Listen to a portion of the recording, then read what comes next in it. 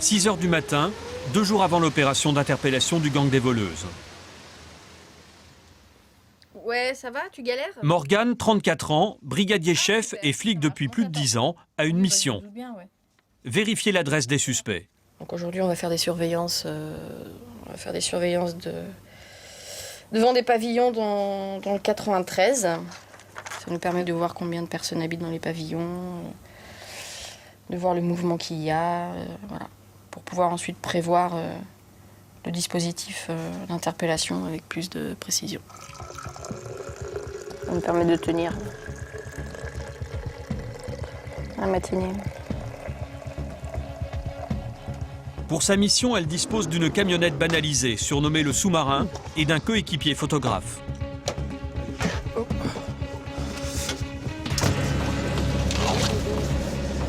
Départ pour le 9-3, la Seine-Saint-Denis, au nord de Paris.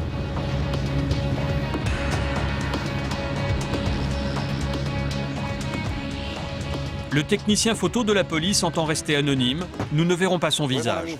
C'est bon, Yann? Ouais, ça marche. Je tire le rideau. 7 h, le sous-marin est en place dans une rue pavillonnaire. La planque peut commencer. Donc le but, c'est de prendre une bonne photo, qu'on puisse identifier l'individu qui nous intéresse.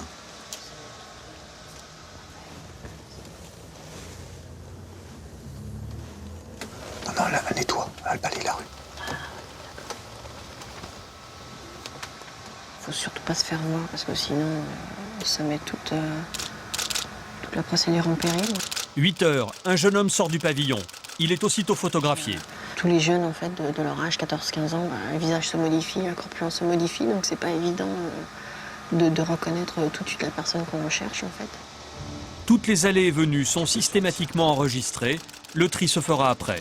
Bougez pas, ça regarde, attention. Bougez pas, ça regarde.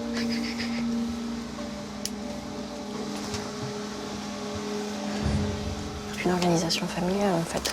Les parents sont à 100% dans la combine quoi. Maintenant après il faut le prouver. Et eux on voit leurs enfants parce que c'est vrai qu'en tant que mineurs ils risquent beaucoup moins qu'eux en étant majeurs. La matinée s'écoule en attente dans la camionnette. Ça demande du temps en fait, ce genre de surveillance de filature parce que voilà, c'est une question de chance. On n'est pas sûr que notre objectif habite ici, donc c'est pour ça qu'on couvre un petit peu les lieux. Attention, ça sort. Une femme qui correspond au signalement de l'une des voleuses est repérée. T'as vu la tête de celle qui a la capuche ou pas? Ouais. Capuche sur la tête. Il est déjà 11 h du matin. On a vu sortir personne quasiment, donc on va voir. Mais bon, on a plusieurs domiciles en fait, donc comme c'est un peu... comme ils se connaissent tous et qu'ils habitent un peu tous à proximité, il se peut qu'ils soient dans un des autres domiciles qu'on a mis en surveillance également, donc à voir en fait. L'après-midi, une jeune fille et sa mère seront photographiées devant un autre pavillon. Elles figurent sur la liste des suspects. À présent, toute la bande est logée, comme disent les policiers. J-1 dans les bureaux de l'unité cambriolage. Aux commandes un capitaine de 39 ans, José Brigand. Brigand avec un T. Cet ancien de la brigade des stupes a 40 flics sous ses ordres, dont les 9 spécialistes du groupe cambriolage. Donc demain matin, opération qui touche donc 3 groupes sur une affaire de jeunes yougoslaves qui se livrent à des cambriolages. Leur mode opératoire, c'est très simple.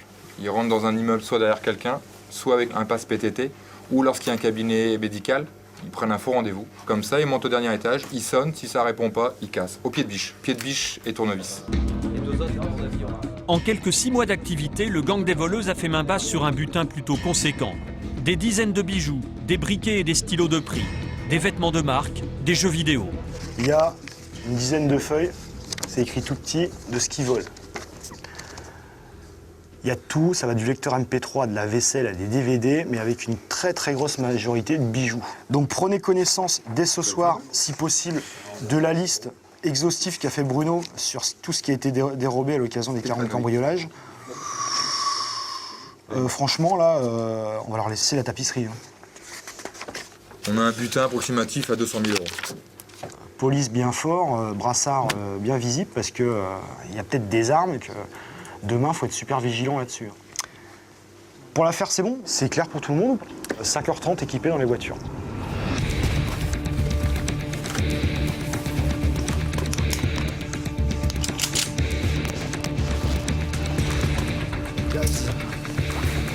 C'est le grand jour, l'aboutissement de 6 mois d'enquête.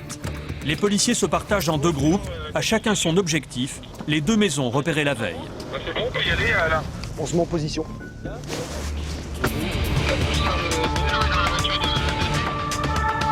Ah, c'est bien sûr.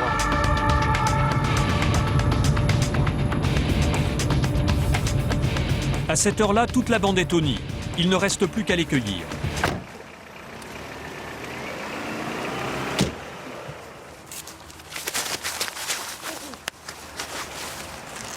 Jette un coup d'œil.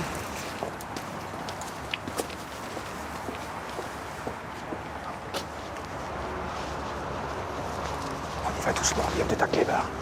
Le premier groupe, une dizaine de policiers emmenés par le capitaine Brigand, pénètre par le jardin dans le premier pavillon.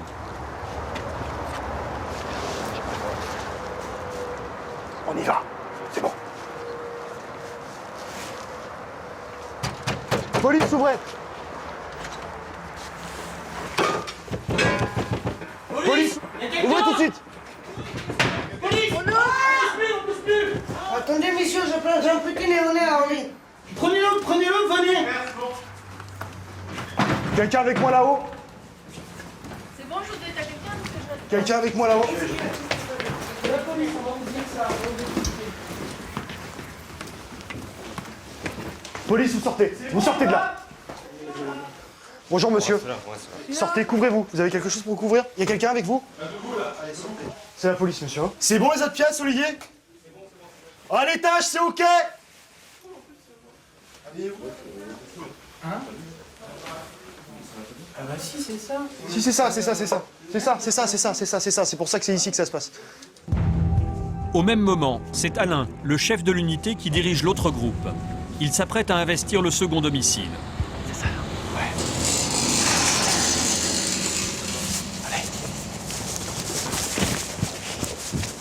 C'est un pavillon récemment rénové et partagé en 2 appartements.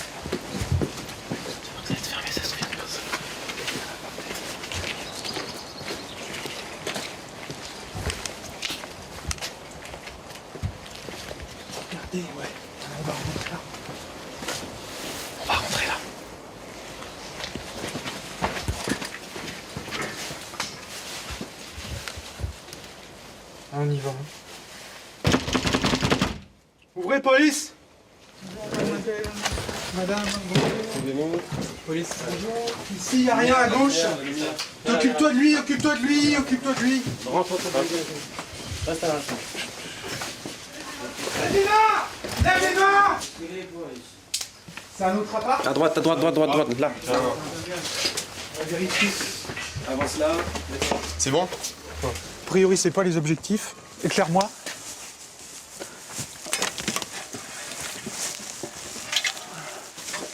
Reste à vérifier l'appartement du premier étage.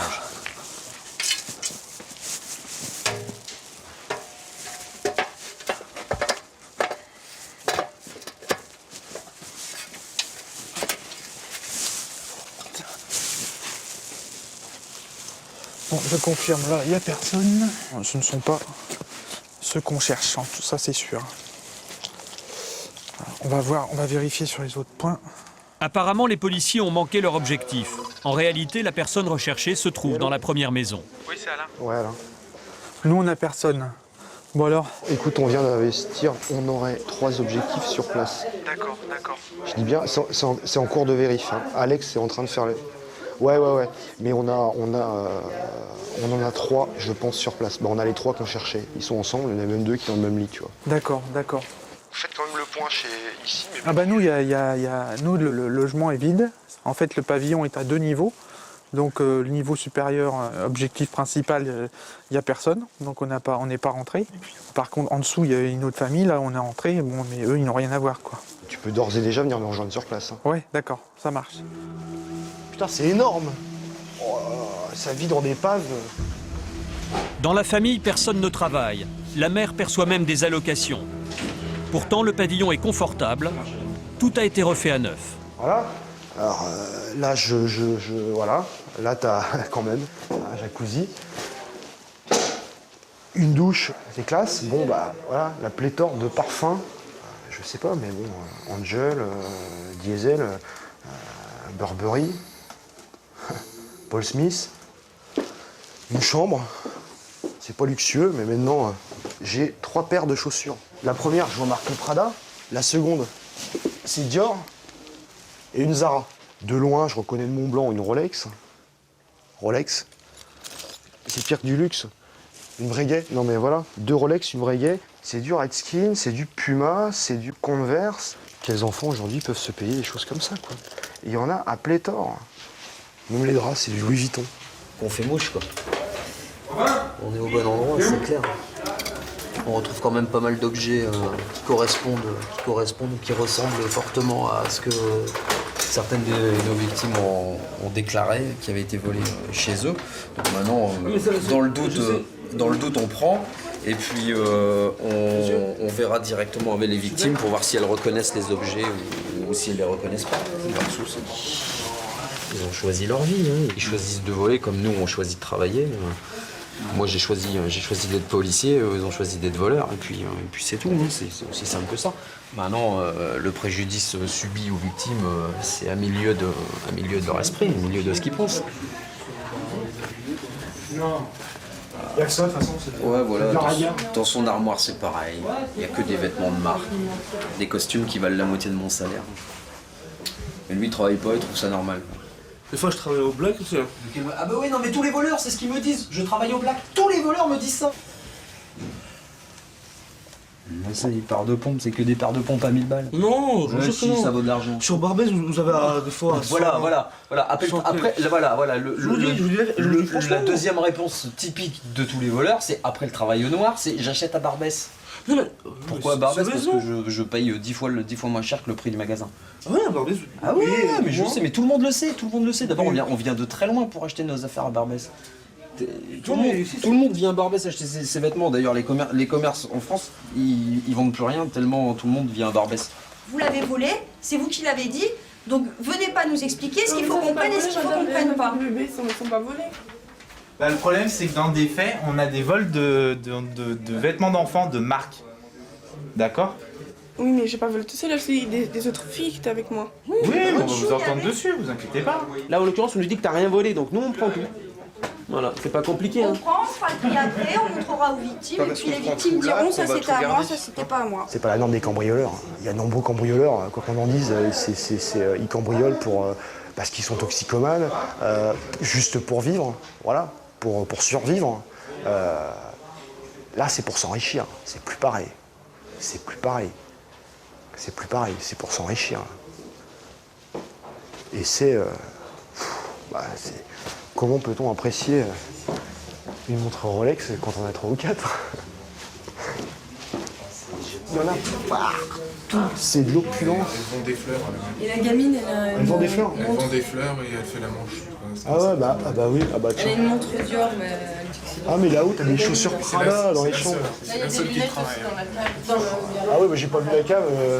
Que tu fais gigantesque. Alibaba. À la cave, c'est un véritable trésor d'Ali Baba. Même les enquêteurs sont surpris par le nombre d'objets stockés.